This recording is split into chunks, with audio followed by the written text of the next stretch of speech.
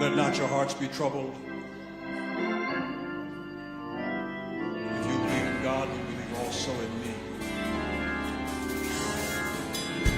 In my Father's house, there are many mansions. Were not so, I would have told you. There is power in the name. I go to prepare a place for you. There is power in the name of Jesus. And if I go there is to power prepare a place for you, in the name of Jesus. I will come again. To break every chain, break every chain, break every chain. There he may be also. To break every chain, break every chain. Thomas said, Lord, we don't know where you are going. How can we know the way? And he said, I am the way, the truth, and the life. No man cometh unto the Father but by me. Turn that down. Lord, you have been our dwelling place throughout all generations. Before the mountains were brought forth, and ever thou hast formed the earth or the world. From everlasting to everlasting, thou art God.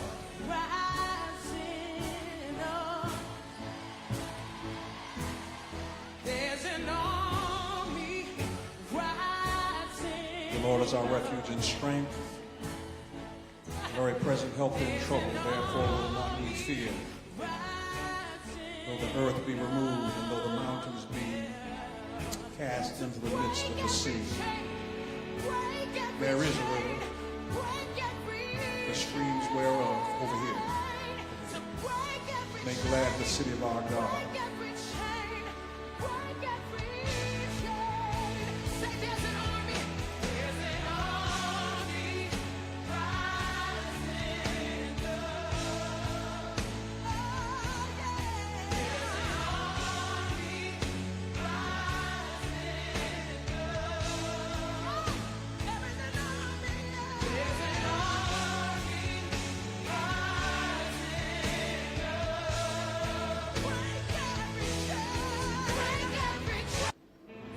Our heads in prayer.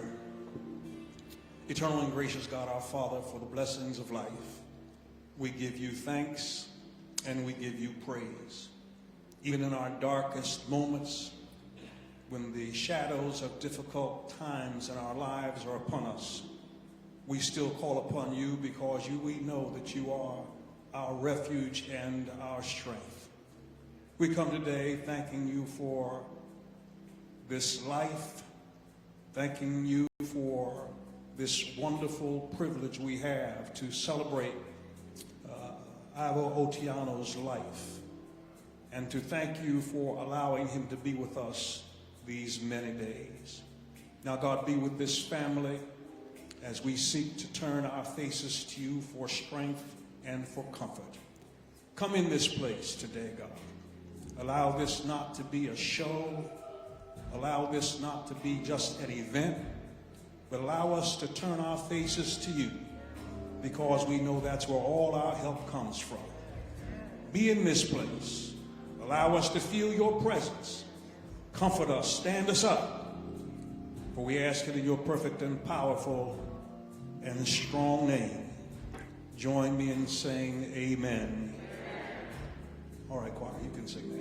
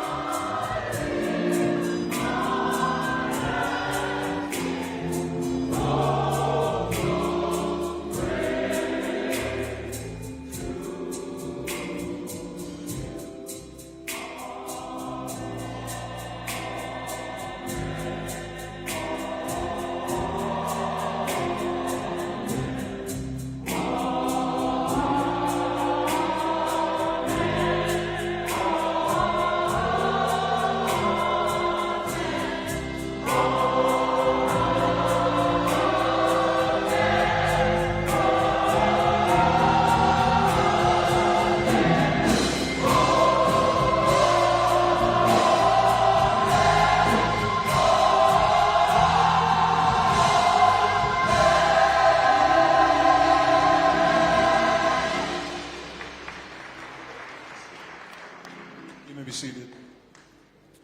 Now we thank God for you, and we thank God for your patience and your presence here today. This program is going to proceed as you have it in your hand, and we're going to invite those persons to come who have been identified, who will do the Old and New Testament scripture, Dr. Stephen Hewlett of Sky Ministries, and Dr. Michael Jones, the president of Richmond City Council and pastor of Village of Faith. And then the prayer of healing by Reverend Emily Crudies. If I'm murdering these names, you just have to forgive me.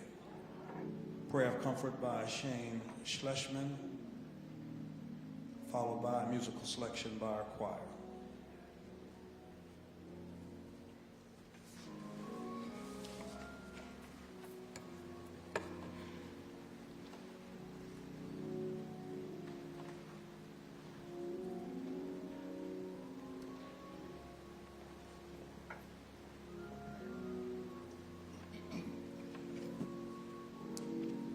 I will be reading from the 121st Psalm as it is written in the New International Version.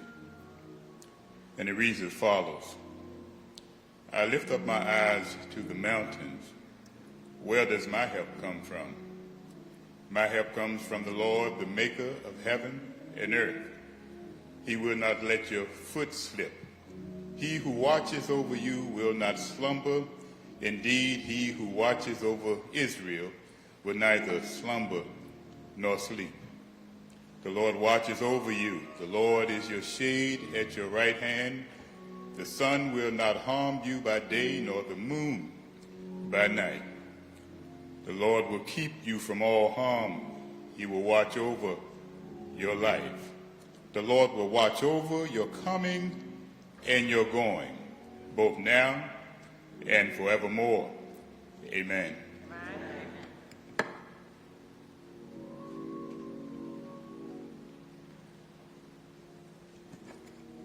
Good afternoon. First,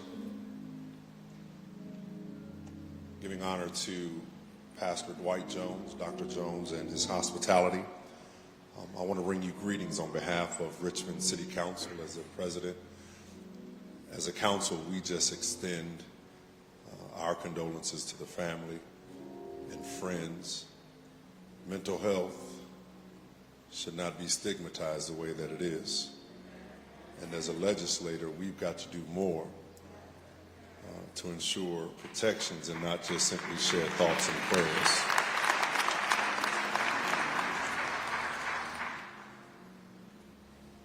The Bible says that we ought mourn with those who mourn, and so that's why we are here on this day. We find the words of the Lord in the New Testament.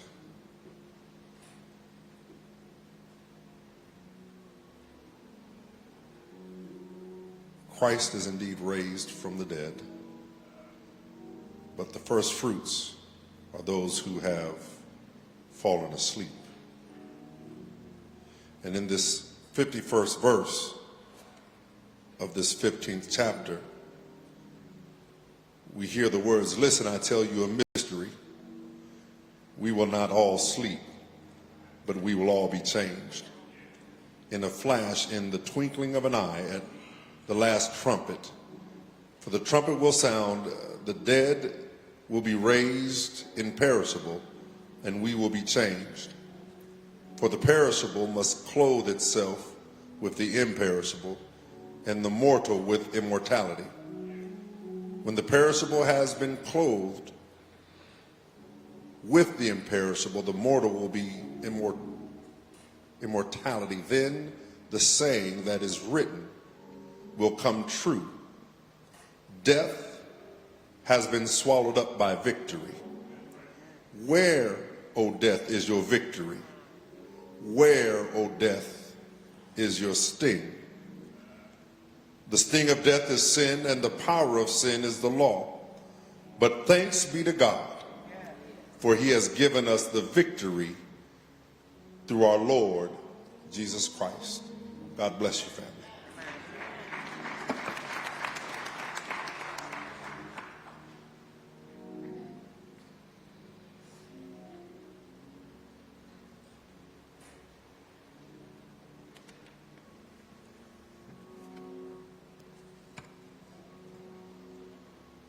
Most merciful God, Lord who watches over us, Savior from whence our help does come. With sorrows deep, in pain we weep, for wounds too bitter to bear alone. For our brother Ivo, let us reach out to one another with hearts and hands, if you are so called, saying in response, heal us, Lord. As we pray to our Lord Jesus Christ, who said, I am the resurrection and I am life. Give courage to Ivo's mother, Carolyn, to his brothers and sisters, family and friends near and far. Surround them with your love so that they may be strengthened to meet the days ahead, confident in your goodness and in the blessing of the resurrected life, the blessing of eternal life for their beloved Ivo. Heal us, Lord. Comfort all who grieve or suffer from the weight of any sorrow, that they may lay their burdens down at your feet, knowing the consolation of your love and the gift of new life in you. Heal us, Lord.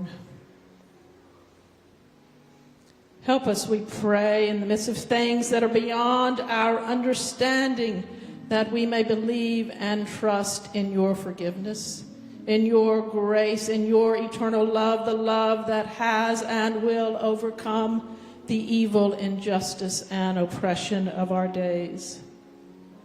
Heal us, O Lord. For all who live with physical, mental illness, injustice, terror, disease, death as their constant companions, have mercy upon us. Strip away ignorance, cruelty, and indifference towards these our brothers and sisters. Awaken from their slumber those who are in places of power of public trust.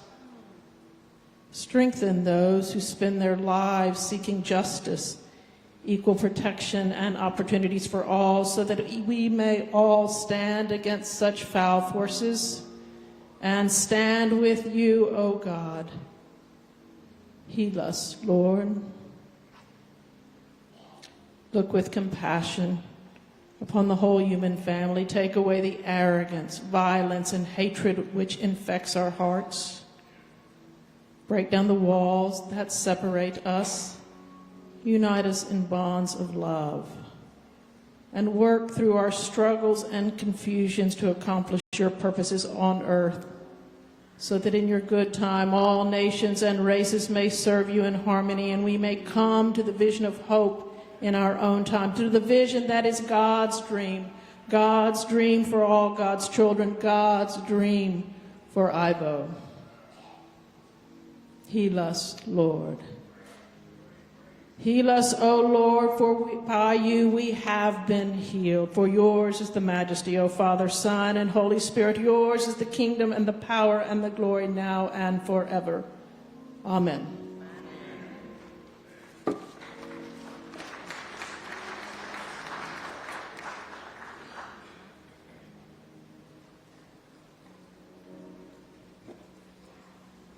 My name is Shane Schlesman. It's my honor to be one of the family's pastors.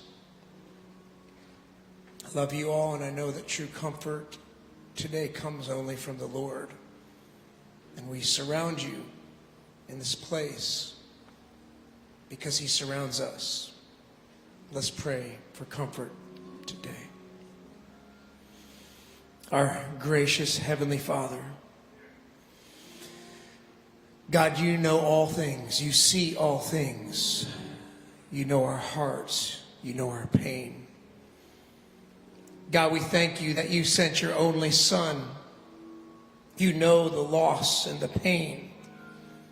Lord, we thank you that your Son's vision, that your vision was fulfilled in this place and is being fulfilled to bind up the brokenhearted, to proclaim freedom for the captives and release from darkness for the prisoners, to proclaim the year of the Lord's favor and the day of vengeance of our God, to comfort all who mourn, provide those who grieve in Zion, to bestow on them a crown of beauty instead of ashes, the oil of joy instead of mourning, a garment of praise instead of a spirit of despair.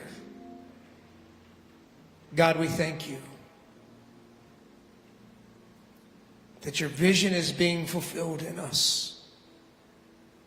But God, come alongside us in this dark valley right now. Come alongside this family in Jesus' name. I pray, oh God, that you would surround them with your love. I pray, oh God, that you would surround them with your comfort. You said that you sent the Holy Spirit. You left it here as the comforter. So God, may your spirit of comfort fall on them now. God, for us as a community, I pray, oh Lord, for healing to come through your justice, through your mercy, through your salvation. And God, I pray that as we remember, as we think of times past, that, Lord, you will remind us that the kingdom of heaven is near. And so, God, we ask you to bind up the brokenhearted. And I pray, oh God, that your spirit would rest on this family and that your spirit would guard the hearts and the minds of theirs in Christ Jesus, we pray. Amen.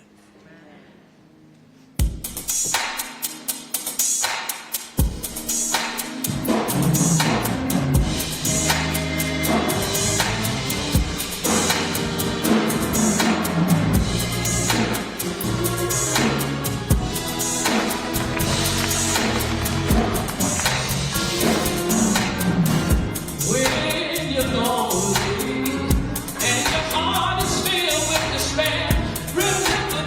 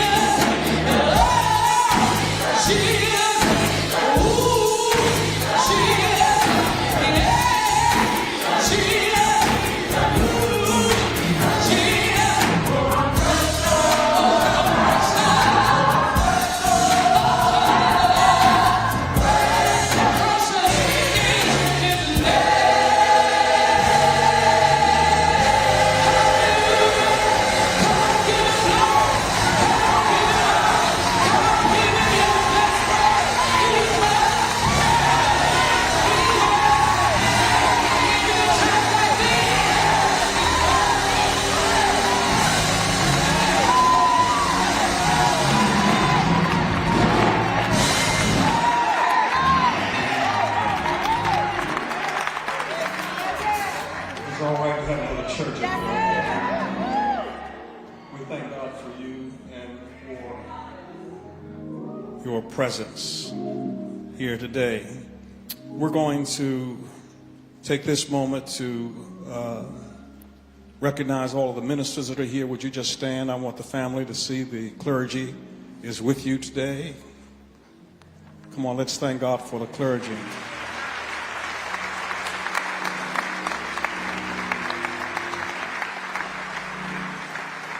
And you may be seated. I saw representatives from the governor's office, K. Cole James and Richard Cullen. I don't know whether they're still here or not, but we thank God for them. And from the National Action Network, we're delighted to have staff members, Steph Barley and Davis Toon and Rachel. Let's thank God for the National Action Network. And let me thank God for First Baptist Church and all of our ministries that have done such a wonderful job today.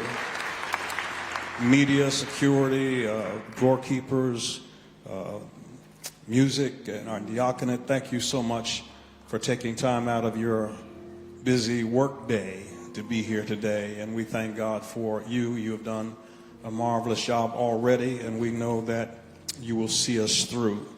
We also want to mention that Dr. W. Franklin Richardson, the chairman of the National Action Network, is present, and he is going to introduce Reverend Al Sharpton at the appropriate time. At this time, we're going to have a video tribute, I understand. And so if we could do the video tribute from the family, and that will be followed by Dr. Richardson, who will introduce Dr. Sharpton.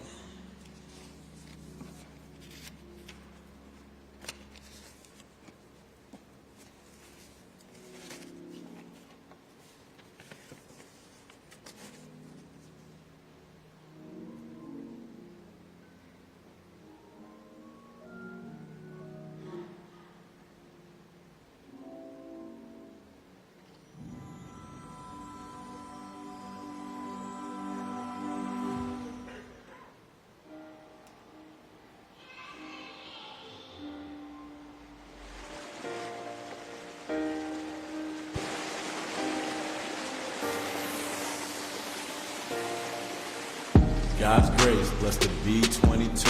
Friends come and go, but no one stayed down like my brother. I was lost doing the same old. Broke the chains cause I got bigger goals.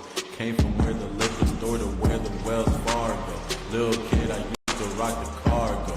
Growing up to be a man. If you my fan, be my fan. Sorry if I lost you in my plans. Telling myself that this can't be true. Still here for everything that I've been through. Hitting hard and moving smarter, pay attention, you might learn something. You might learn something. Quit smoking, but then I wanna burn something. Give it time, young Vo, you'll be up and coming. Family first responsibility coming, I ain't running. Family first responsibility coming, I ain't running. God's grace, blessed to be 22. Friends come and go, but no one stayed down like my bro. I was lost doing the same old. Broke the chains cause I got bigger goals. Came from where the liquor store to where the Wells Fargo. Little kid, I used to rock the cargo. Growing up to be a man. If you my fan, be my fam. Sorry if I lost you in my plan. Took a chance and I made a way. Blessed to see another day. In this world I wouldn't want to have it any other way. In the valley of shadow of death I gotta pray. Lost my father 4 days for my birthday. When my mama gave me the news I couldn't believe it. If there was anything I could've did, I would've did it. Rest in peace to all our loved ones, may they never be forgotten. God's grace, blessed to be 22. Friends come and go, but no one stayed down like my bro. I was lost doing the same old. Broke the chains cause I got bigger goals. Came from where the liquor store to where the Wells Fargo. Little kid, I used to rock the cargo. Growing up to be a man. If you my fan, be my fam. Sorry if I lost you in my plans. God's grace, blessed to be 22. Friends come and go, but no one stayed down like my bro. I was lost doing the same old. Broke the chains cause I got bigger goals. Came from where the liquor store to where the Wells Fargo. Little kid, I used to rock the cargo. Growing up to be a man. If you my fan, be my fan. Sorry if I lost you in my plan.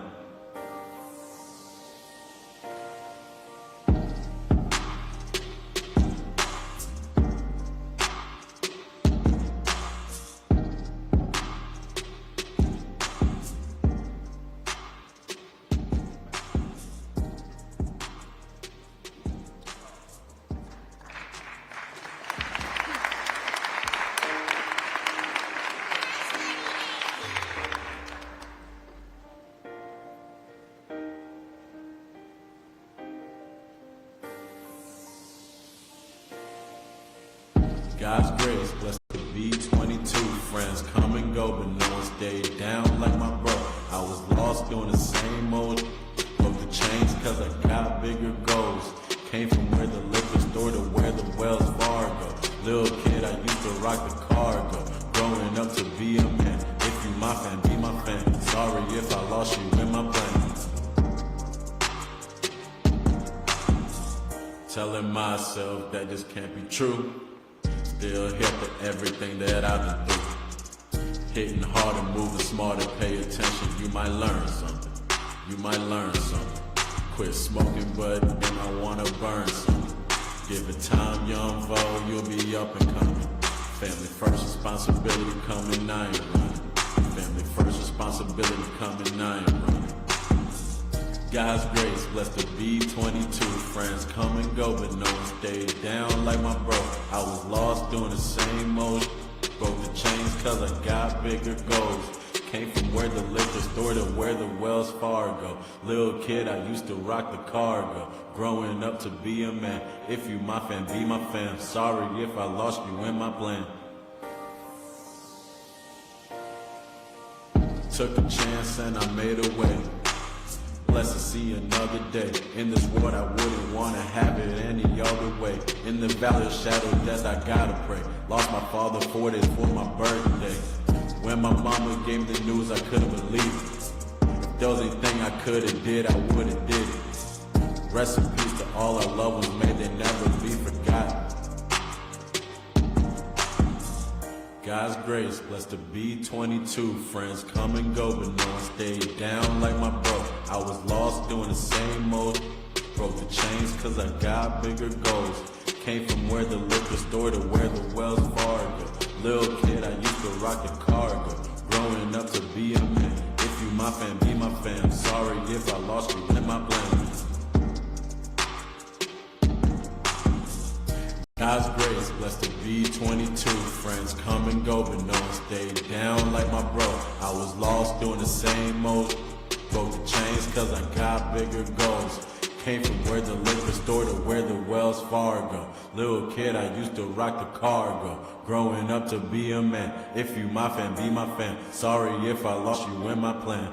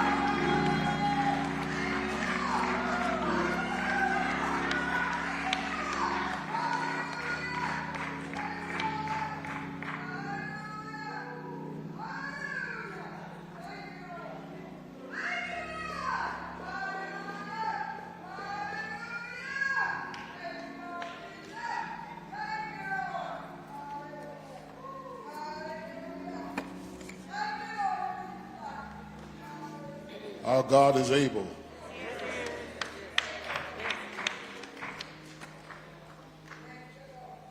So many times across America, our communities are devastated by actions of intolerance and hate. And when those moments come, it's always comforting for us that there's one man who shows up.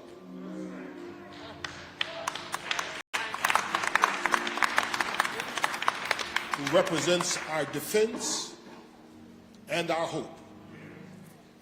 He doesn't even have to say anything, but he will. He's been present in multiple places where our communities have been devastated by injustice, by cold and cruel hearts. But when he shows up, he is the embodiment of our faith and our determination that things are going to get better. He shows up, and we believe that there is a pathway out of this darkness. He shows up. And there's a voice that is clear and crystal who interprets the pain and places the blame where it belongs. He is Reverend Al Sharpton. He's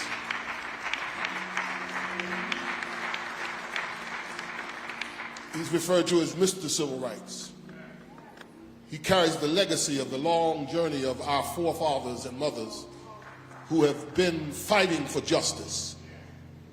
And I'm happy today, as chairman, to say we are so proud of the president of the National Action Network for his articulation, his dedication, and his willingness to put things aside. Today was a very difficult day for him, but he left the television station in New York, got on the plane and came here fast as he could, and has to go back and but he came here to be with this family, to let them know that hope is not lost, to let them know that the future is brighter.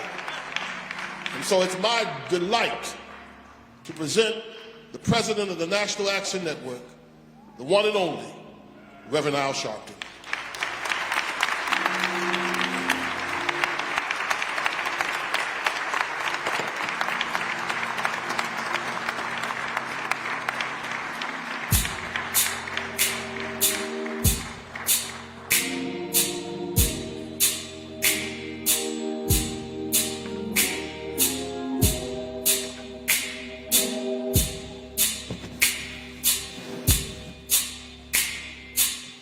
I shall wear a crown.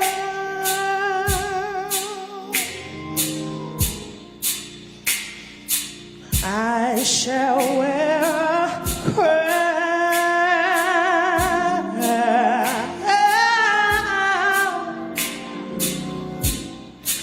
When it's all over,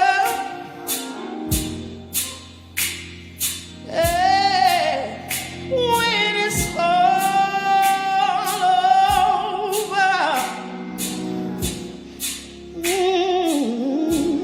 I shall wear a crown.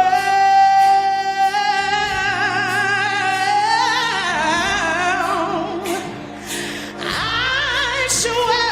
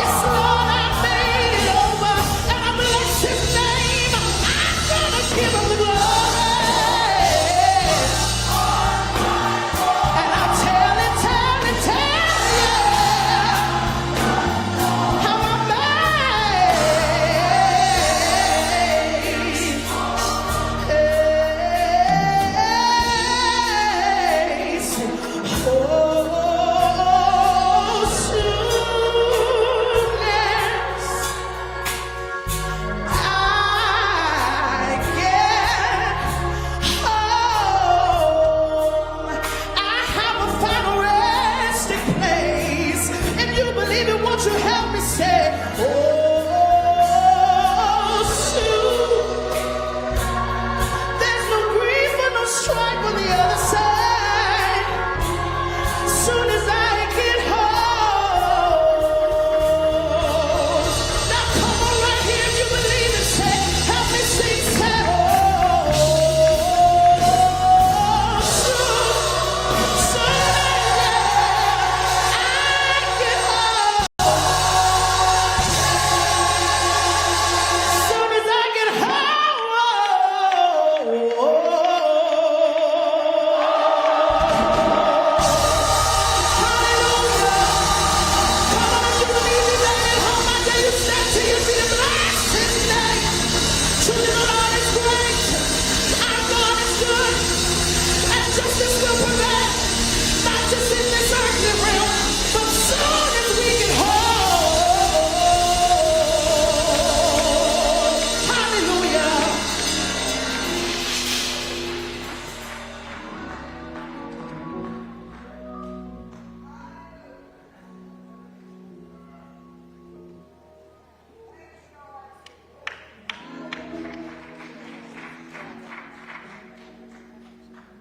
To the family of Ivor Otieno, to his mother, Carolyn, his brother, and other siblings, to our pastor, former Mayor Dwight Jones, and to Dr. W. Franklin Richardson, who introduced me, and to the Attorney General of Black America, Ben Crump.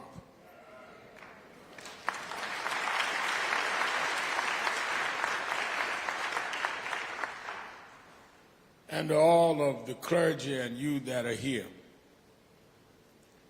Let me say that when Ben Crump called me and explained to me what happened to Ivor, and I talked later that day to Carolyn and the brother, it seemed like another of a litany of ugly stories that we keep hearing. I thought about last night as we now watch people mowed down with weapons in Tennessee, and then now we here to say goodbye to Ivor. We've normalized too much in this country. I mean, we act like it's normal that 9-year-old kids get killed for going to school. We act like it's normal that a young man who wanted to build a record company, despite him having mental illness, he had a dream.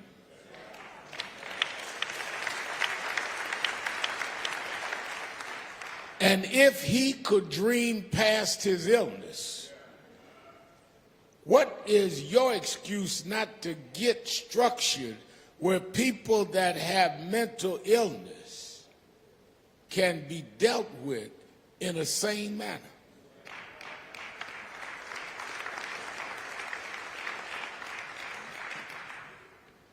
Then the videotape came out. I was already concerned, but when I saw the videotape and saw men that were sworn to enforce the law and others that were called upon to deal with the ill, and they began stacking their bodies on him. I know he had an illness, but what was wrong with them?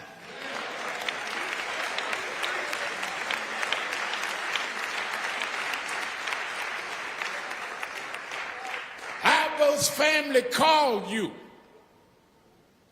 because he had a problem. But I come to Virginia today to ask, what's your problem? I mean, what kind of sickness would make men pile on a man that's already handcuffed and shackled? Did you think we wouldn't come and stand with them? Did you think you'd write some excuses on some paper and no one would look? Did you think he didn't mean anything to anybody but his mama? That no one would protest but his brother? No, I don't care what you thought. We're here today because all of us have some mentally ill challenges in our family, and this is not how you treat people.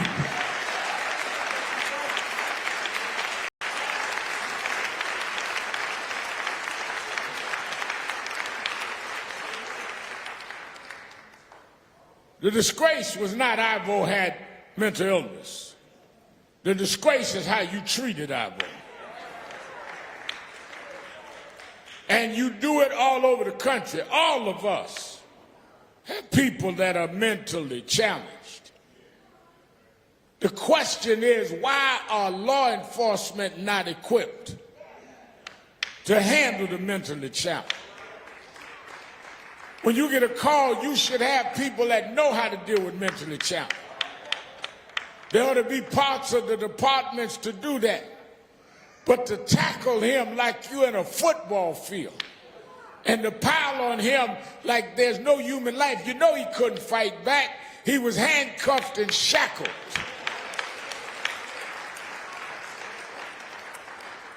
And if we sound angry, it's because we are. When they played the videotape and you heard him rapping, it showed some talent there. That if he'd been cared for rather than careless law enforcement,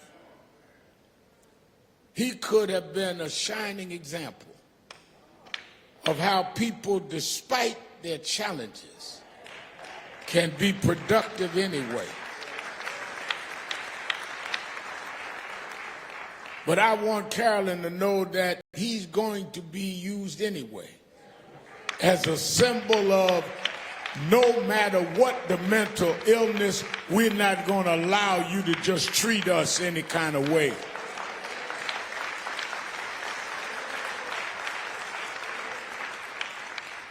Well, you know, Reverend Al, he had a mental illness. Yeah, I do know. And I know there's something ill about people piling on a man shackled and handcuffed.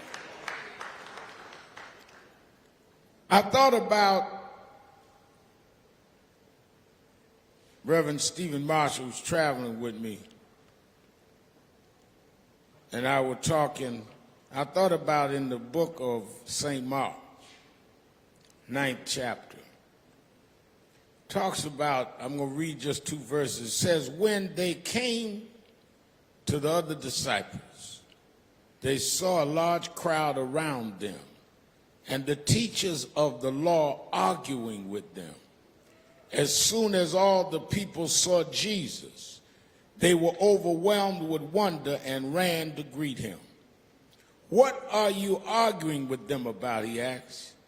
A man in the crowd answered, Teacher, I brought you my son, who is possessed by a spirit that has robbed him of speech. Whenever it seizes him, it throws him to the ground. He foams at the mouth, gnashes his teeth, and becomes rigid. I asked your disciples to drive out the spirit, but they could not. As we were talking about this, Reverend Marshall, I was telling my daughter, I brought my daughter, Carolyn, Ashley, that this scripture reminds me of what you and your son face and the other siblings. Is that, first of all, there was this huge crowd waiting. And they say that the holders of the law were arguing, were debating, Ben Crump, while they were arguing, there was someone in need in this big crowd. Now, the way I thought about that is this morning on the front homepage of Politico, they were talking about how your governor, Youngkin, has the material to run for president. Well, that might be true. I didn't come to be political. It might be true, might not be. But Youngkin can't be president if he can't explain his policies on the mentally challenged.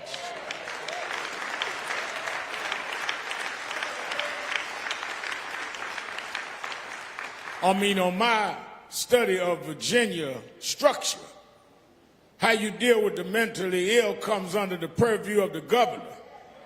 And before, it's going to take more than you wearing on a vest and campaign and smile.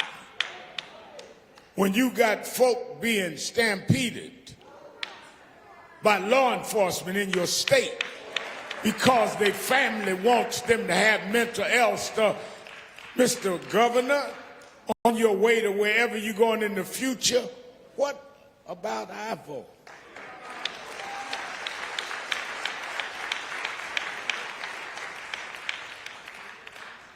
We cannot have anybody not held accountable here. Read the scripture. I know that some of the press will say, I came and made it political. I'm reading the scripture. They say the people with the law. That's the judges, Reverend. That's the prosecutors, Reverend. That's the governor, Reverend. The people with the law were arguing. Y'all in the hospital, rather than helping Ivor, y'all arguing. And even the disciples arguing. And then Jesus showed up. And a man broke through the crowd. Why? Because he couldn't get help from the law debaters. Couldn't get help from those that claimed to be disciples. He couldn't get help from those that were supposed to be trained to heal with illness. Sometimes when those with authority and those with positions and those with titles won't help, somebody like Carolyn got to break through the crowd and say, my son has a problem. Will y'all help my son? Mental challenges are as old as the Bible. And people procrastinating and stalling and doing what is unruly is as old as mental health is. This story is Ivor's story. That they want to ignore those that have a spirit that they did not put in themselves. This boy was not doing nothing wrong. This boy wasn't breaking no laws. This boy wasn't hurting nobody. He had a sickness and illness.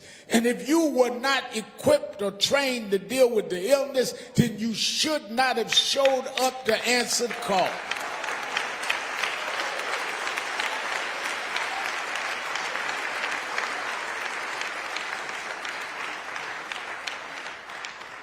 You answered the call. Now you got to be held accountable for what you did.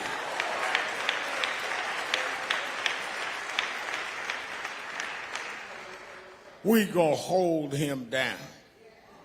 We gonna pin him to the floor. He's already now shackled and handcuffed. And you've been doing this various parts of the country to mentally ill people because you think they're less than. You think because they have some mental challenge, they can't talk against you. And if they did, nobody would believe them. You think that they can't speak through their illness. And you went too far this time.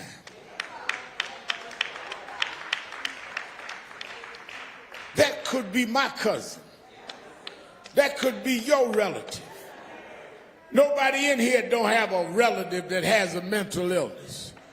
But God let Carolyn's son become the symbol of this will stop. There's no excuses no more. This must end with Ivor.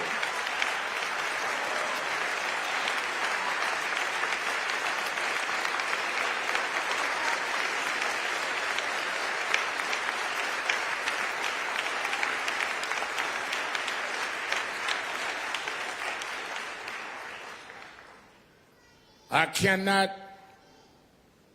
erase the pain you feel, mother. I cannot erase the tears that you have, brother. And long after the crowd is gone and the cameras are gone, y'all will have to sit and remember and explain to his nieces and all what happened.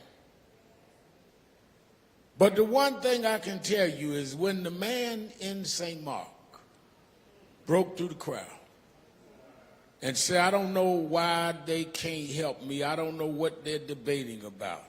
But my son, Lord, has a problem. And explained the mental breakdown his son had. Jesus rebuked them. He didn't rebuke the son. He rebuked them. And say, what is with y'all? Why are y'all allowing this to happen? Why can't y'all heal him? Why are you debating a law if the law won't heal him? Why are y'all arguing if you can't heal him? And I come to tell you that same Jesus will break through.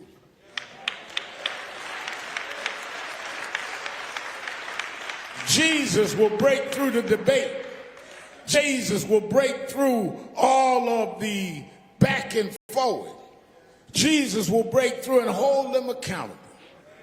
And Jesus will take the dream of your brother and make it a reality that he never would have known. His name will be heralded all over to stand up for the abused with mental health. Irvo's going to be a star anyhow. He's going to be a name anyhow. He's going to have fame anyhow.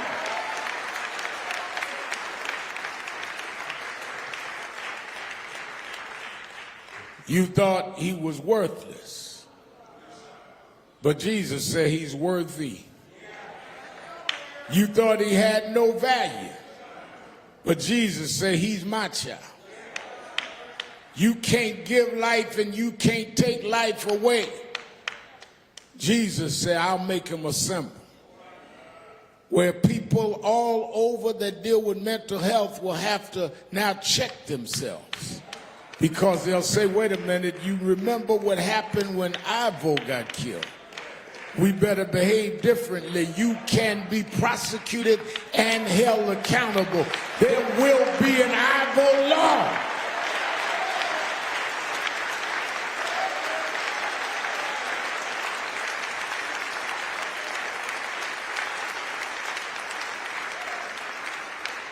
There must be an Ivor law to protect those that are now even in mental health facilities that are treated wrong. Let them lay up in their hospital beds and don't wipe them down. Don't feed them right. There must be an Ivor law. You feed them when you get ready. You treat them like they are less than human. There must be an Ivor law where you respect those that are worthy of respect. And if you can't act like that, you ought not be in the mental health field.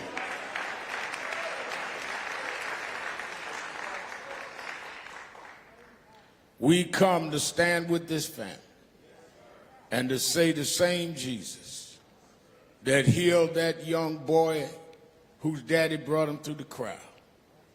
I believe that Jesus saw Carolyn bring her son with her other son and said that he did no wrong.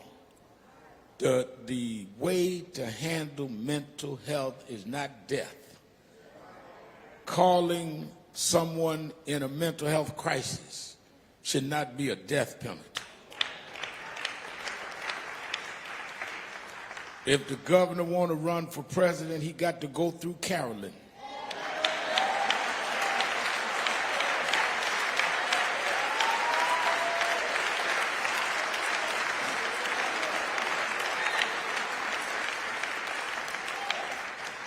And I'm not here to attack him, I'm here to challenge him.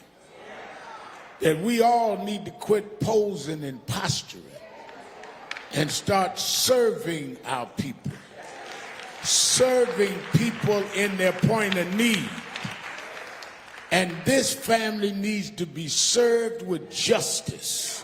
They need to be served with accountability. They need to be served with laws that in the name of Ivor, that this does not happen again. Let it go forth in the state of Virginia that they teach the nation that this is inexcusable. He had an illness he should have been doctored to, not treated with brutality.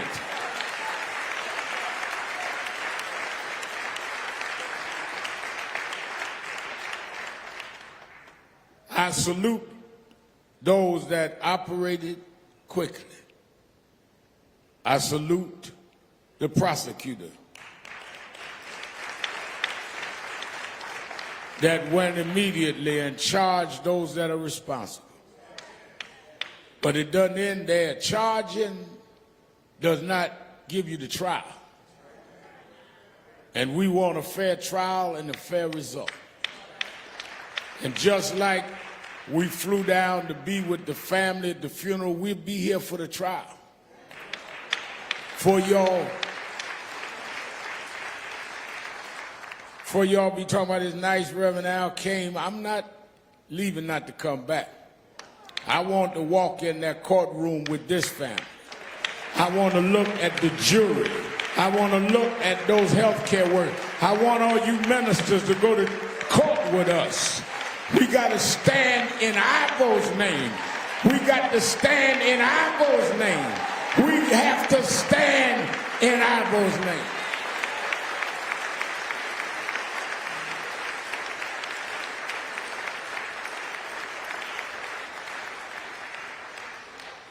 They say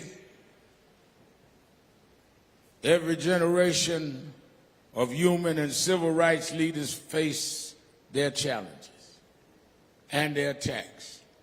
Next week will be the 55th anniversary of the assassination of Martin Luther King. And his son and I will be calling for the 60th anniversary march on Washington. A lot of people don't know, Carolyn, is that when Dr. King was killed, I was just 13 years old. I was youth director of the chapter of his organization in New York. It just started. When he was killed, he was unpopular. The polls had him down in the black community, saying he'd lost it and nonviolence is not what we wanted. Sometimes when you fight, you're not going to be popular with everybody. But you don't fight for popularity.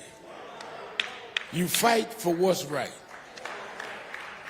You know some folk gonna take shots at you. We went to Memphis and dealt with Kyrie, and there were those that said, oh, there go Ben Crump again. There go Sharpton again. Yeah, there we go again.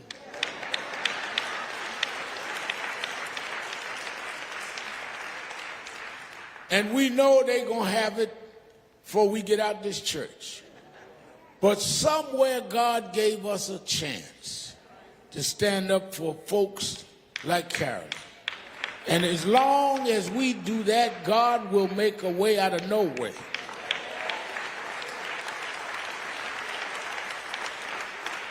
I told Martin III one night we were flying into a certain city, and it hit me, Ben. I said, you know, Martin, your father won. He said, what do you mean? I said, I know he never saw his 40th birthday, was killed at 39. Left a beautiful wife and 4 children. Never saw any of you become teenagers. Never knew his grandchild. But he won. He said, well, why do you say that, Al? I said, because you remember how your mother used to show us pictures of him being dragged up the courthouse steps, prosecuted in the courthouse in Montgomery? He said, yeah. I said, do you realize that the third Monday in January every year, that courthouse is closed to celebrate your daddy's birthday?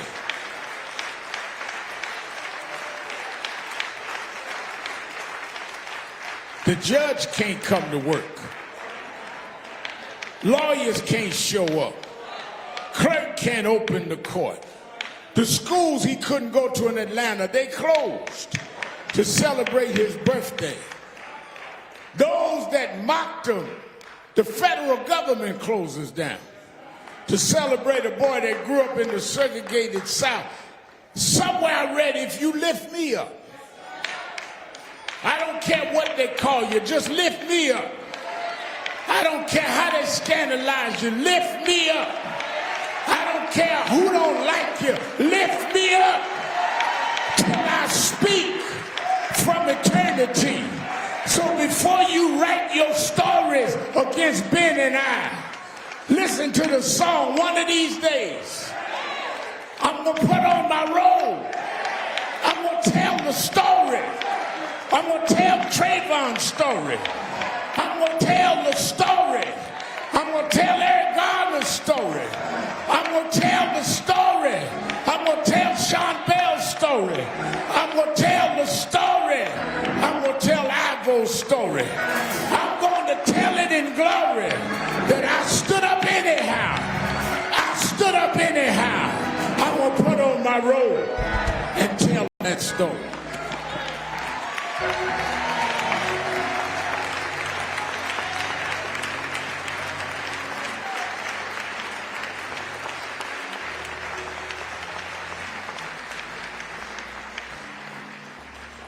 To have our call to justice is a man that I feel has operated head and shoulders above in this time.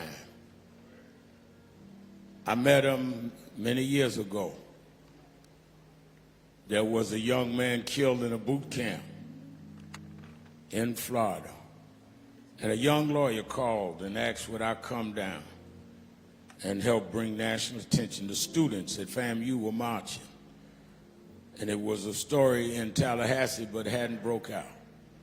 And that's when he called and asked me to come. And I came. People will say that I come for publicity. That's exactly why I come.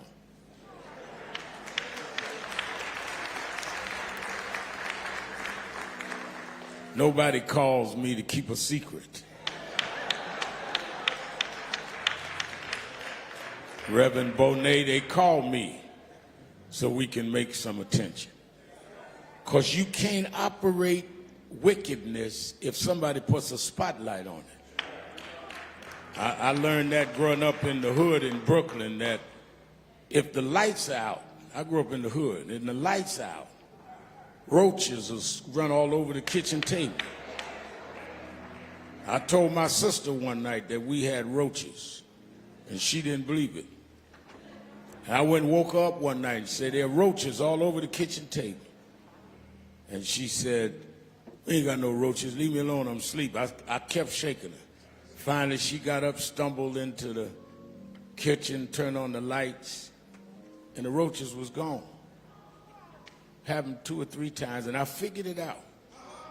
Every time she turned the light on, the roaches started running. So I made it my life's mission to work with Ben Crump and keep chasing these roaches with lights all over this country.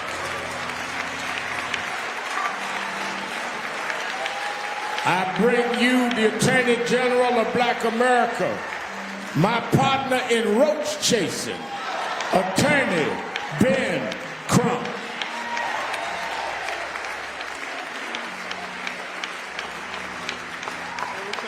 I hope you get these little better eulogy. Okay. Yes, sir. Yeah, I'll give another great round of applause for my mentor, the Reverend Al Sharpton, the civil rights leader for the United States of America, who always answers the bell. And Reverend Al, I know you're busy. I know you're busy. But on behalf of Caroline Oku, on behalf of Ivor's brother, Leon Oching, on behalf of all his family and loved ones on this side of the ocean in the United States of America, and on behalf of all his brothers and sisters in Kenya, Africa, I want to say thank you, Reverend Al, for answering the bell for Ivor.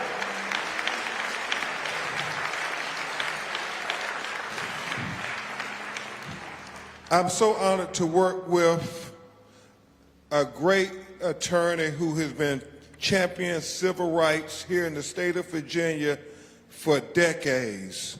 Yeah, please give a round of applause for my co-counsel, a great lawyer attorney, Mark Crutis.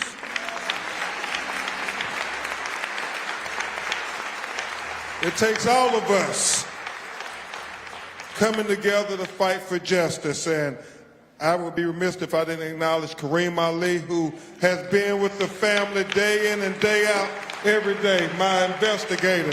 Thank you, Kareem. And Reverend Jones, thank you again for opening up your cathedral to say that Caroline could come and give her son a respectable homegoing service. We would never forget that, Reverend Jones. And so the national call to action, and Reverend Al, it's a international call to action. Judy, people in Kenya watching us, right? Yeah, because he is a son not just of America, but a son of Africa. He's a son of Virginia. He's a son of Richmond County. He's a son of Henrico County. And so this national call for action, this international call for action is very simple. It is that when black people in America have mental health issues, we cannot treat them like criminal issues. The determining factor of whether you live or die when confronted by the police, when you're having a mental health crisis, shouldn't be relegated to the color of your skin, whether you live or you face a death sentence. The national call to action is, as Reverend Al Sharpton said, from Virginia. Ivor's law is that we will treat our brothers and sisters who are dealing with mental health issues, won't be treated like criminals, but we can develop mental health courts where they will be treated like they have illnesses and not like they are criminals and degenerates not worthy of dignity and respect. Ivor deserves dignity and respect. And so we remember that Ivor's legacy won't be defined by them, but Ivor's legacy will be defined by us. We will get justice for Ivor. Justice for Ivor. Justice for Ivor. Justice for Ivor. Justice for Ivor. And then just briefly, I say simply this, because it was not lost on me when Reverend Sharpton started talking about his mentor, Dr. Martin Luther King, and Attorney Crutis told me, you know, Attorney Crump, in 2 weeks, it would be the 60th anniversary of Dr. King's letter from the Birmingham jail, April 16th, 1963 is when Dr. King wrote that letter. And we must remember history. We must be students of history, especially since leaders in states like Florida and other places, I don't know where y'all at in Virginia, but they're trying to take away black history. So we got to remind people of black history every chance we get. And in that letter from the Birmingham jail, Dr. King reminded us, because you see, Reverend Al, we hear the defense attorneys already starting to come up with excuses for why they treated Ivor like they did, Miss Caroline, and we've talked about it. You know, they engage in the intellectual justification of discrimination. And they start to say, well, he was unruly, he was combative. Even though we haven't saw any of that on video, they say, take our word for it. And so they try to start justifying it. And they say, so technically, what we did was legal. And you scratch your head and you say, but he had handcuffs on his wrist. And he had leg irons on his leg, Reverend Jones, and he was face down. And they piled on top of him. And my God, Councilman Jones, less than 3 years after George Floyd, why would any law enforcement officer put their knees on a man who is restrained and face down? But we see it on the video. And they stayed on him, Leon. Not 1 minute, not 2 minutes, not 3 minutes, not 4 minutes, not 5 minutes, not 6 minutes, not 7 minutes, not 8 minutes, not 9 minutes, not 10 minutes, not 11 minutes, but almost 12 minutes. They stayed on him. And Reverend Ellis, they say he was struggling. He was struggling because he couldn't breathe. And they try to say, well, technically it's legal. So we go back to the letter from the Birmingham jail when Martin Luther King reminded us, just because they say it's legal, that don't make it right. He said we have to remember when they were killing the Jews in Germany, they said everything Hitler was doing was legal, but that didn't make it right. When they had black people in slavery, they said it was legal, but that didn't make it right. They said segregation was legal, but that didn't make it right. They tried to say what they did to George Floyd was legal, but that didn't make it right. They tried to say what they did to Breonna Taylor was legal, but that didn't make it right. They tried to say what they did to Tyree Nichols was legal, but that didn't make it right. They tried to say what they did to Botham Jean in Texas was legal. That didn't make it right. They tried to say what they did to Terrence Crutcher with his hands up and shot him in the back. They tried to say that was legal. That didn't make it right. They tried to say what they did to Ahmaud Arbery in Brunswick, Georgia, Reverend Al was legal, but that didn't make it right. They tried to say what they did to Eric Gardner was legal, but that didn't make it right. They tried to say what they did to 14-year-old Tamir Rice was legal, but that didn't make it right. They tried to say what they did to Marcus David Peters was legal, but that didn't make it right.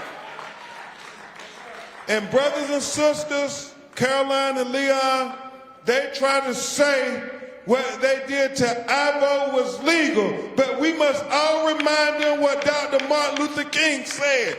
Just because they try to say it's legal, that don't make it right.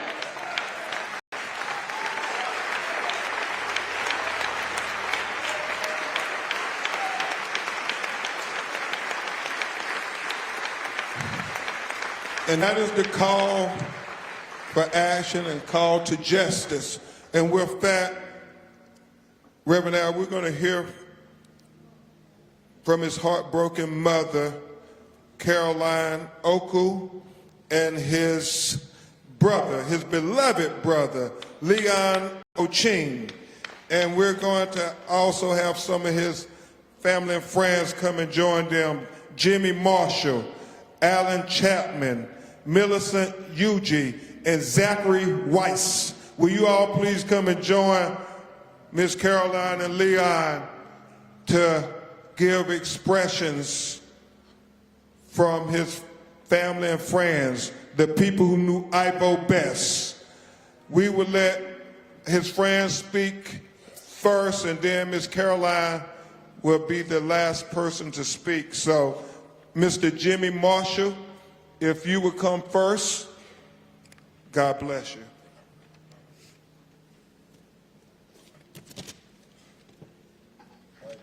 Bear with me, guys. This is going to be tough. I'm also going to be speaking on behalf of our coach, Robert Scott.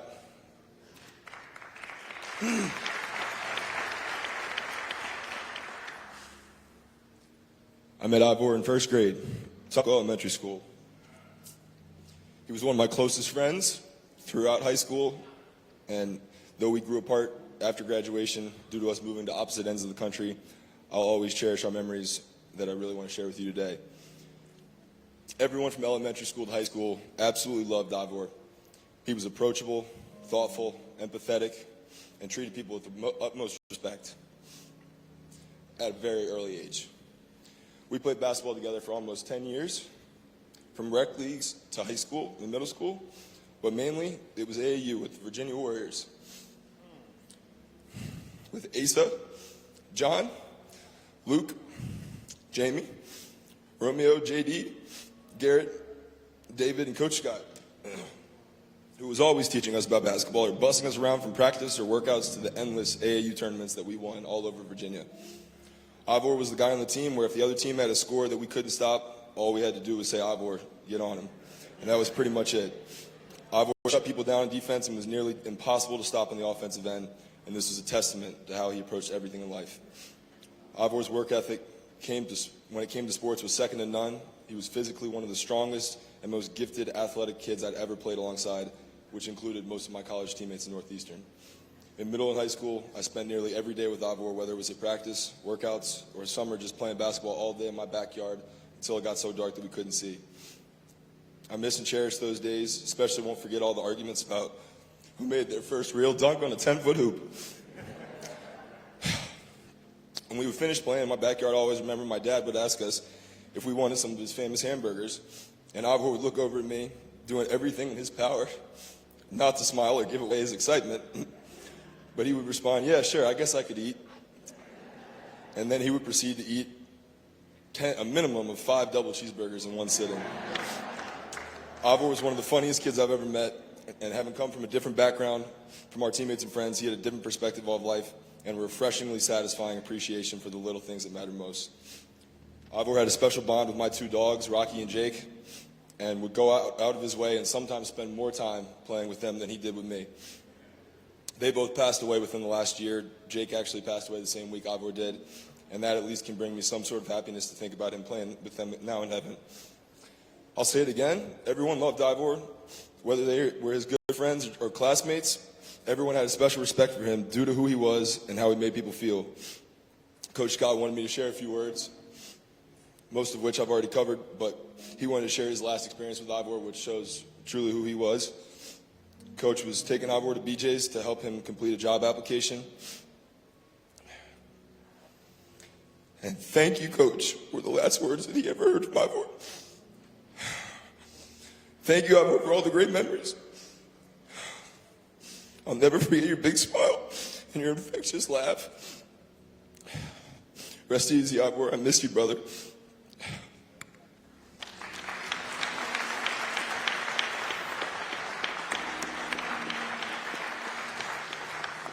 Alan Chapman.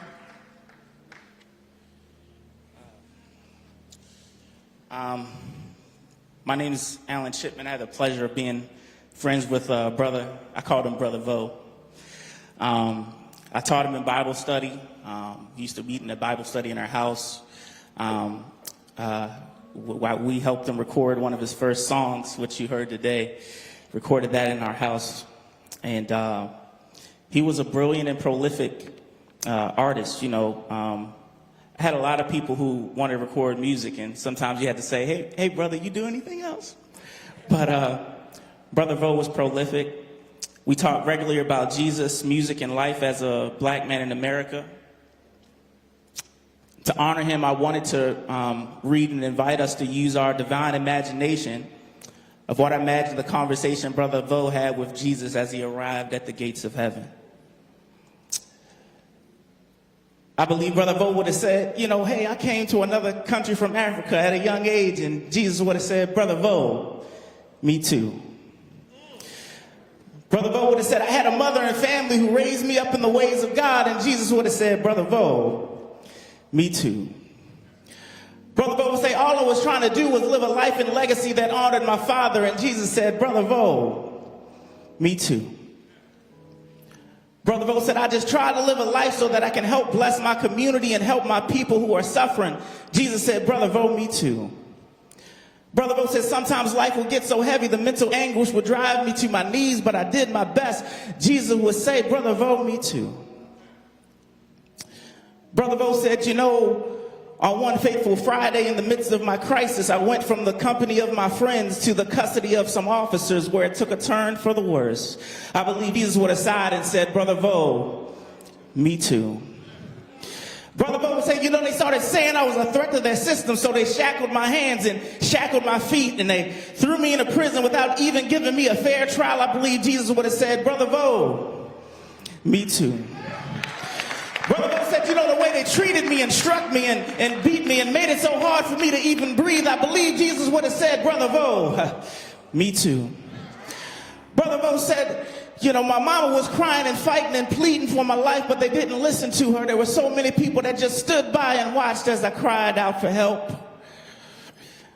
They even moved my body so my friends and family couldn't see what they did to me. They kept treating me as a threat when I just needed somebody to care. I believe Jesus said, Brother Vo, me too. And then Jesus would have said, now, Brother Vo, I died under a different empire than you did. But let me tell you something I learned in my 33 years of life in this system. This system will take your life, treat you like everything but a child of God. Take your life on a Friday, kill your character to justify their cruelty on Saturday. But let me tell you something, Brother Vo. They may try to end your life, but they can't end your legacy. They may shackle the members of your body, but they can't shackle the message of your movement. Your family may be weeping on Saturday, but Brother Vo, let me tell you about Sunday.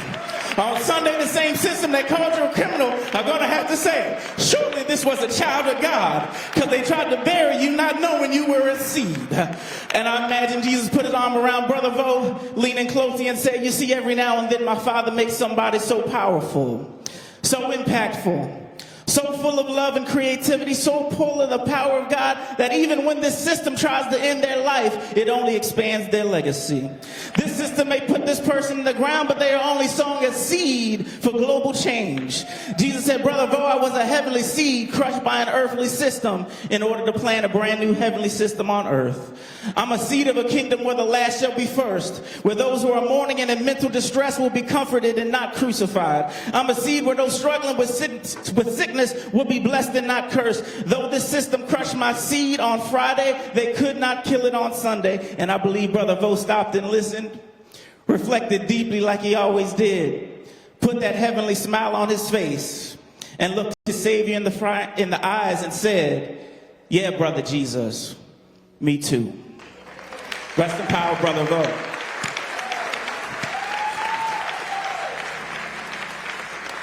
Thank you. Now, Millicent Yuki.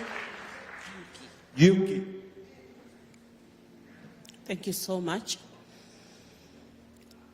I'm Ivor's second mother. I represent the family that is here from Kenya, the family that is left at home. I flew all the way to come and attend the burial of my son.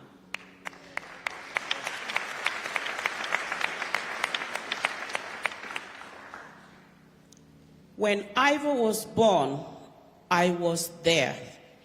I took his mother to hospital that night, and he cried when I was there, and we celebrated, because that is the only cry that is celebrated.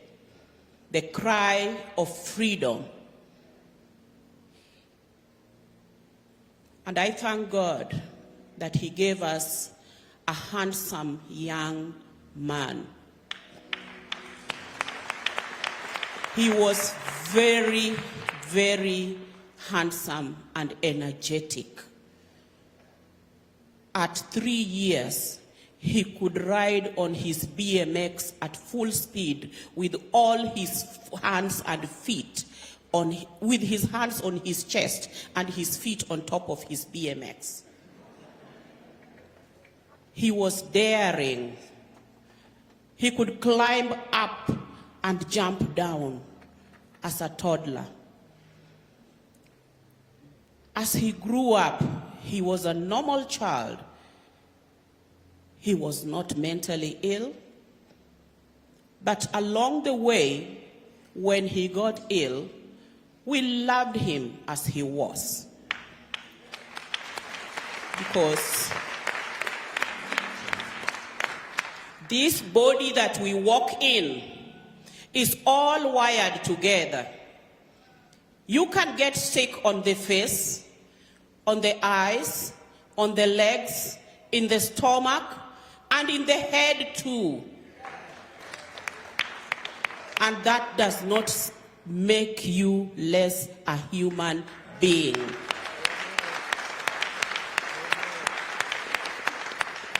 And therefore, as a family, we loved Ivor as he was. Because Ivor led a very normal life on any other occasion, except when he had bouts of mental disturbance. It was not a permanent thing. And he would go up to 8 months, 7 months with nothing and still do his things. He could drive. He could do everything like you and I. And I'm telling you, mental illness goes right into the palace. It is not only out here. Even in the palace, there is mental illness. It is biblical. In the Bible, there is a king who had bouts of mental illness, and he had to be calmed down through music. I thank God that Ivor got solace in his music. And as we say goodbye to Ivor today, I just pray that Ivor's life, Ivor's spirit may continue living. And internationally, even in my country, where Ivor's death video has been played again and again in all media, in social media, it has trended because he is a son of the soil. And we care for him so much.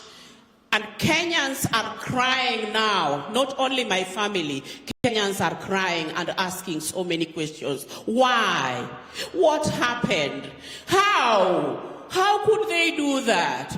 How do you fan a dead man? When you have pinned him down and made sure he didn't get oxygen, then you start fanning him. That is the most painful part of it. But I thank God that Christ is still on the throne. Whatever we go through, Christ is still on the throne for us.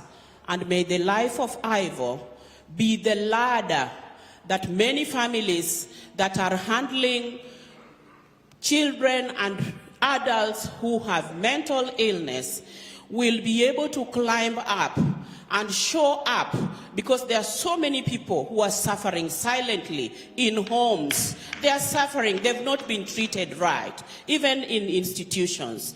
But I thank God that Ivor's spirit will live on. Fare thee well, my son. Wuoth gi kwe, wuod nyosiri. Thank you so much. Thank you. And last, before we hear from his brother, Zachary Weiss. Hey, thank you. My name is Zach Weiss, and it's an honor to be up here to say a few words about Ivor with his family. I met Ivor in the weight room at Douglas Freeman. I was a bench warmer on the football team, and Ivor was a star basketball player. And we instantly clicked. He was just such a down-to-earth, fun-spirited, funny guy, and we liked working out together. We had some classes together, and we got really close when Ivor joined the football team our senior year of high school. I like to think I had a small part in convincing Ivor to come out. We were far from the best team in the district, to put it mildly, and it was amazing to watch a guy who, hadn't played the game since a couple years at Western Wildcats football. He instantly became a star, and when I always looked up to Ivor. I mean, physically he was twice my size, but as a person, I really respected and admired. Despite him being just a star athlete, he treated everybody with respect, and he treated everybody like they were his brother. And he displayed a lot of humility that I really value. And we had a lot of fun outside the football field as well, hanging out at Carolyn's house, playing video games, just laughing. We were talking about before this, we would be, driving to go get food, and what we did back in those days, you'd play a tune and we would go around the car, try to freestyle rap, and I was terrible at it. Some people were a little bit better than me, and Ivor was always really good. But we just had a blast doing it, laughing and giggling, and just some really good times. And that's something I've reflected on these last couple of days. I'm really going to miss Ivor's laugh. He had $1 million smile. And and I spoke with Caroline, and she told me that we have to stay strong for Ivor. And when she told me that, I just had chills run through my body. And I know Ivor's with me today. And he's a guy I know that could have accomplished anything in this world. And it's a shame and a tragedy that got cut short. So I have to keep him with me and lead with my best and treat others with love and compassion each and every day, because I don't know what others are going through. So thank you. Thank you, Zach. And Reverend Al and Reverend Richardson, just like 11 years ago when we told them, if you want to know what Trayvon Martin would have become, you only had to look at his big brother, Javaris. Well, we're saying the same thing today in Virginia. If you want to know what Ivor was going to become, we have evidence in his brother Leon, a successful entrepreneur, a family man. Just brilliant and articulate. Let me tell you, Leon Ocheng, the big brother of Ivor, was the example what Ivor was becoming. Y'all, please give a round of applause for his brother Leon.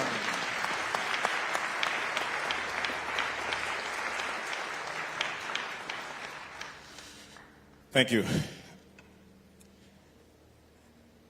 I'm going to speak from my heart. I tried to work on a speech, but I couldn't do it. I just kept tearing the sheets off all night long. So I hope I can make you laugh a little bit amongst other things.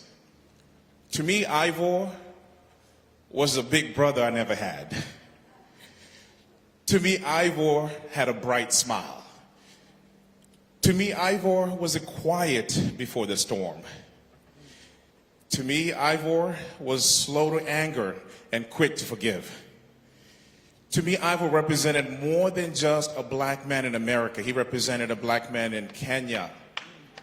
He represented sisters in Kenya. To me, Ivor's life gives me purpose.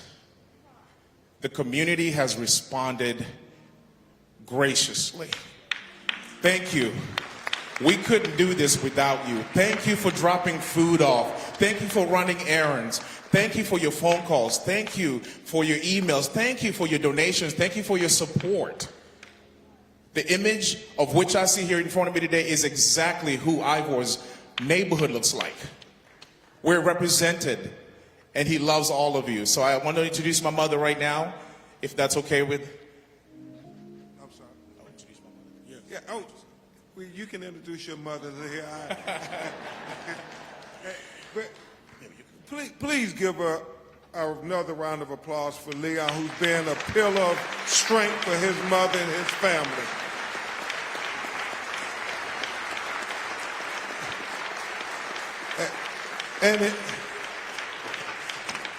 Leon, if you defer to me, I'll introduce this strong woman of God, because that's what Caroline is.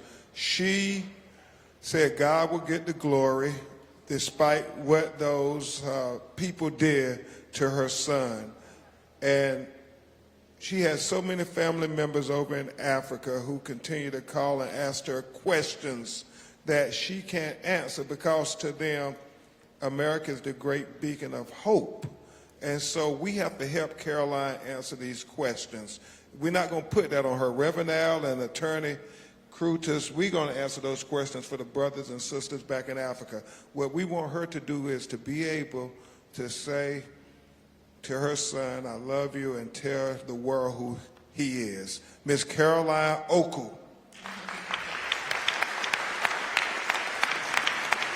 Thank you. Thank you. Thank you.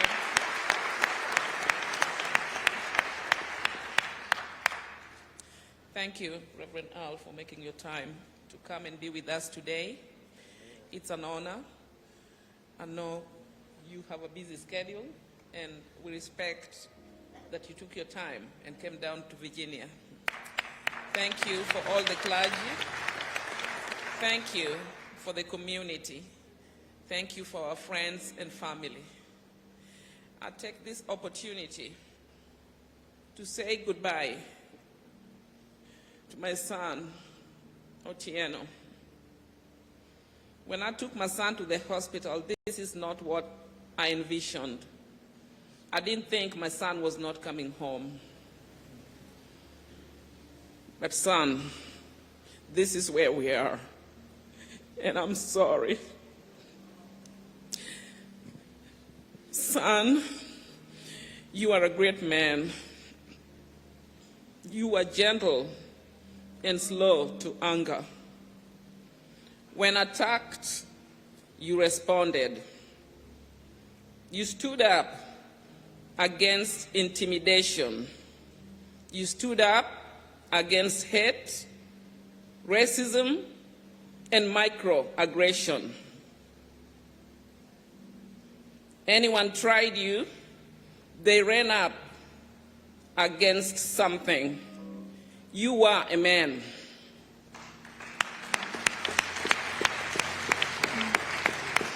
You loved your family, your dog, puppy, friends. You are a man of his words, and those who know him know that. When Ivor told you he was going to do something, he did it. You didn't fake it, son. You are real. A true Sagittarius.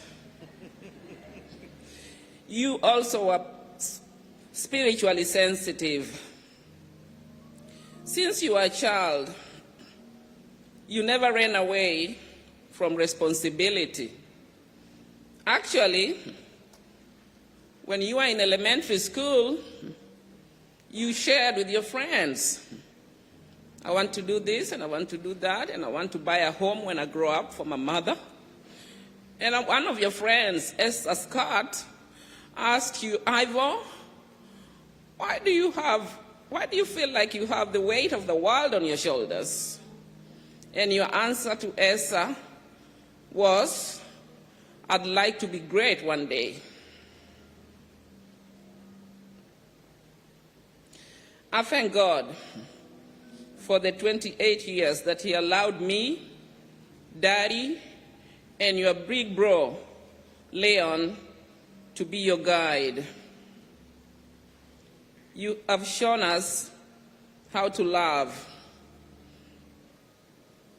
how to empathize, how to forgive, how to include. You have shown us to stand up for what we believe in and to stand up for what is right. Son, You are a soldier.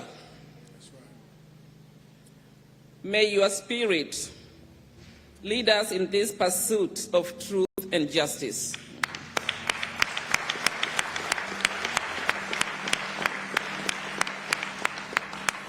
I will miss your infectious smile and your big hugs. We will miss you dearly, but rest assured, as you fly in heaven with your God, you are not here physically with us, but we who remain, your family, your friends, and my team beside me, we will get to the bottom of what happened to you.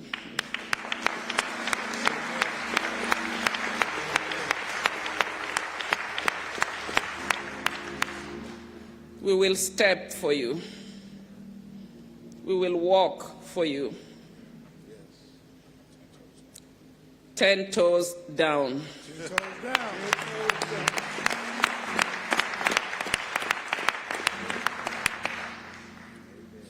Rest in peace, my son.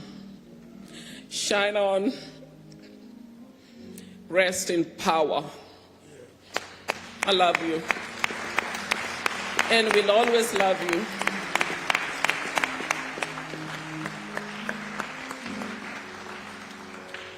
Let me say, before mother and brother and family join us in committing the body, this family and the families in Kenya that wants to come and stand with this family, many of them could not come. And then there's going to be trials that they are going to have to go back and forward. There are going to be people asking them to speak at rallies. Reverend Toon, our field director, stand up, as people want them all over the country. I want people that are watching and live stream to help this family. National Action Network has taken care of the funeral and the burial.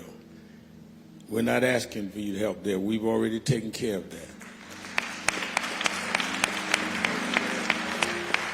But I want you to support this family. Everything you give, if you go to GoFundMe page, will go to the family. The funeral's taken care of. None of this going to a mortician. None of it going to us. It goes direct to the family.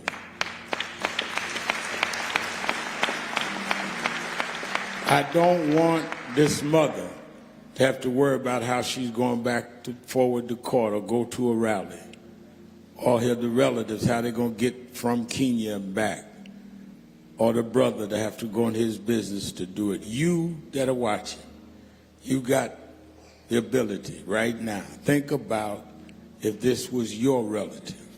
You'd want somebody to help with the expense. So don't just cry for Carolyn, and don't just ball your fists up in anger. Open your hands and go to GoFundMe and support this family. Will you do that for us?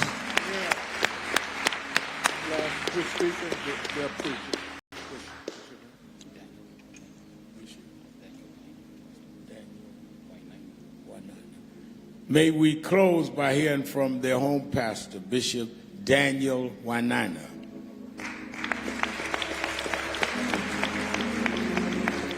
Amen. On behalf of the Kenyan community, Dr. Jones, Reverend Al Sharpton, Attorney Ben Crump, and also Attorney Mark Cruddas, thank you. Thank you for showing us that we also matter.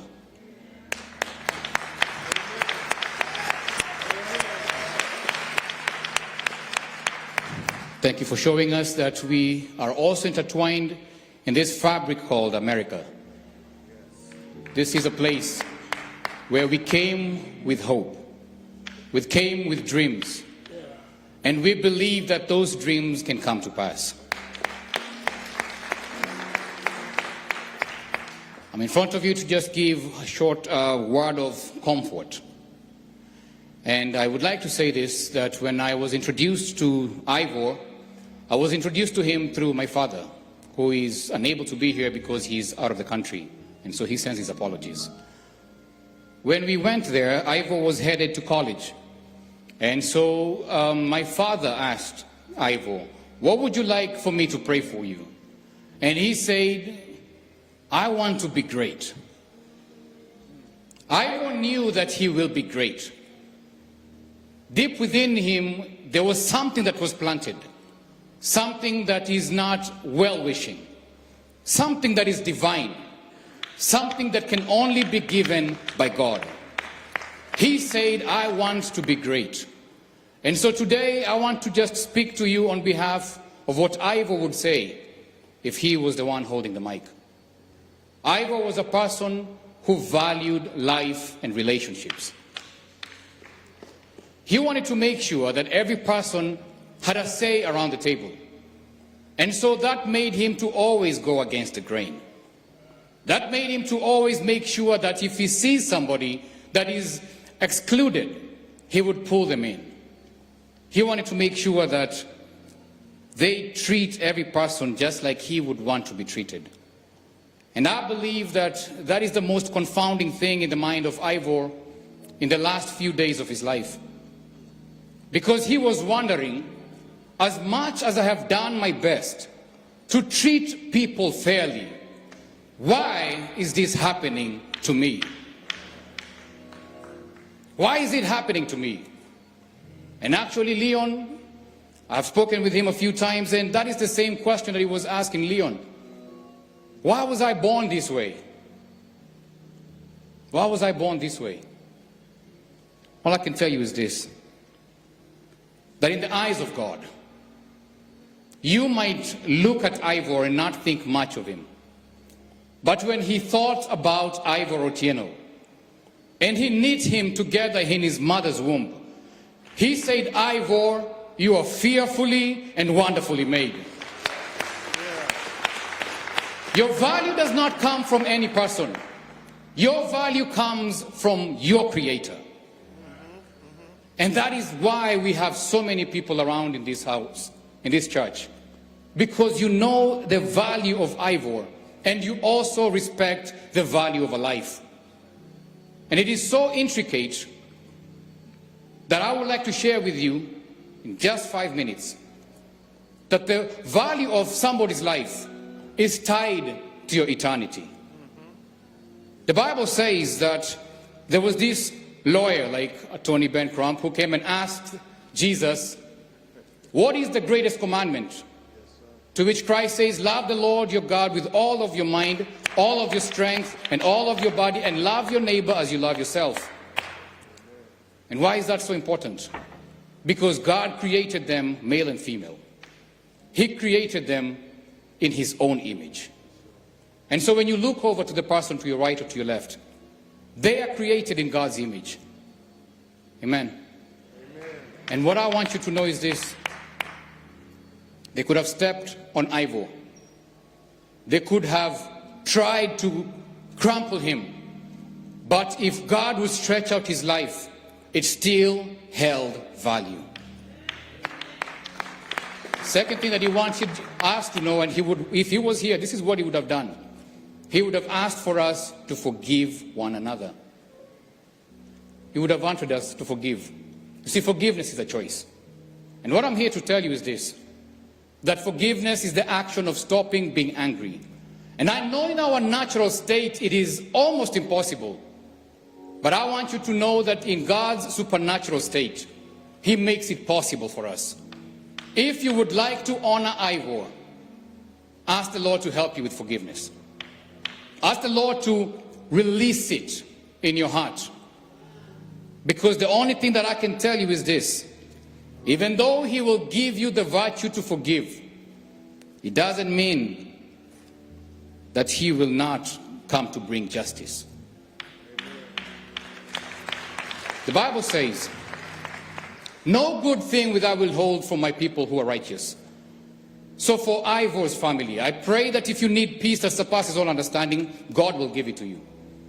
If you need comfort, He will put it over your shoulders like a blanket to just make sure He defends you against the winds of anger, winds of despondency, winds of discouragement. But this is what He says: I will give you everything that you will ever need. But the one thing that I will not give you is vengeance. Because the Bible says that vengeance is mine, says the Lord. I will repay the evil that is done. You need not to fight this battle. The Lord is saying to this family, and He's also saying to the nation, I've got this. Let me step forward. Even if the law of justice does not give us justice, there is one that is above, whose arm can never fail. Every person that will cry to Him, He says that He will come through for them.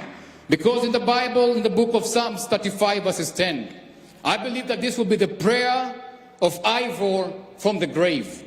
That with every bone in my body I will praise Him. Lord, who can compare with you? Who else will rescue the helpless from the strong? Who else protects the helpless and the poor from those who rob him? God will bring justice. And God will avenge the blood that is crying out to Him from the ground.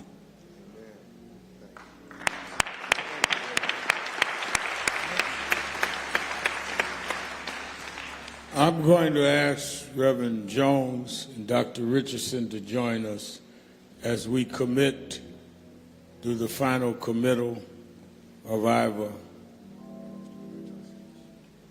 The family can go back and be seated as we do the final prayer of committal. Again, I hope you will support this family.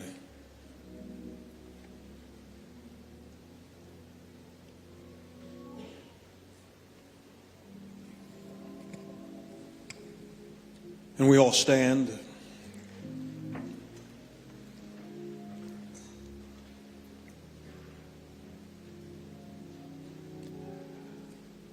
For as much as it hath pleased Almighty God to take out of the world the soul of our brother Irvo Otieno, we do therefore commit his body to the ground, earth to earth, ashes to ashes, and dust to dust, looking forward to the resurrection in the last days and the world to come, when we will all be changed by the mighty working whereby He is able to subdue all things unto Himself.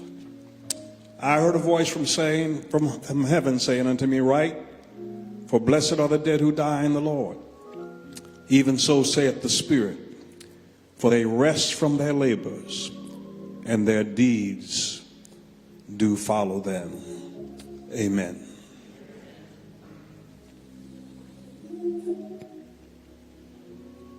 All right, and the family is going to be led out by the morticians choir. We're ready to go.